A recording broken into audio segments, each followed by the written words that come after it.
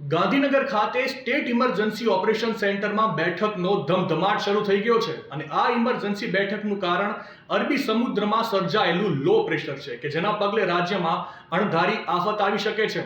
આ લો પ્રેશરના કારણે ગુજરાતમાં સુરત, તાપી, વલસાડ, ડાંગ, નવસારી, અમરેલી અને ભાવનગર જિલ્લાઓમાં પવન ફૂંકાવાની અને તોફાની વરસાદની આગાહી સાથે હવામાન વિભાગે યલો એલર્ટ આપેલું છે।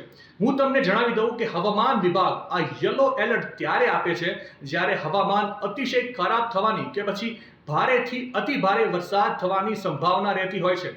આ એલર્ટ હેઠળ લોકોને સતત હવામાનની અપડેટ્સ લેવાની સલાહ આપવામાં આવતી હોય છે। મુખ્યમંત્રી ભૂપેન્દ્ર પટેલે હવામાન વિભાગે કરેલી આ આગાહીને આ એલર્ટને ધ્યાને લેતા રાજ્યના આ જિલ્લાઓમાં જિલ્લા વહીવટી તંત્રોને સતર્ક અને સજાગ રહેવા તેમજ 24/7 કંટ્રોલ રૂમ કાર્યરત કરવા સૂચનાઓ આપી છે। તેમણે આ સંભવિત વરસાદ કે ભારે પવન સામે તકેદારી સાથેના સલામતી પગલાઓ માટેના દિશા નિર્દેશો આપ્યા હતા। મુખ્યમંત્રીએ ગાંધીનગરના સ્ટેટ ઇમરજન્સી ઓપરેશન સેન્ટરમાં પણ કંટ્રોલ રૂમ 24/7 કાર્યરત રહે અને આ જિલ્લાઓ સાથે સતત સંપર્કમાં રહે તેવી સૂચનાઓ આપી હતી।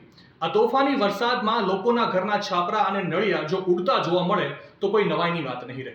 તો આ હતી માહિતી હવામાન વિભાગે જાહેર કરેલા યલો એલર્ટ વિશેની। નવા સમાચાર, નવી અપડેટ માટે સંદેશના ડિજિટલ પ્લેટફોર્મ સાથે જોડાયેલા રહો।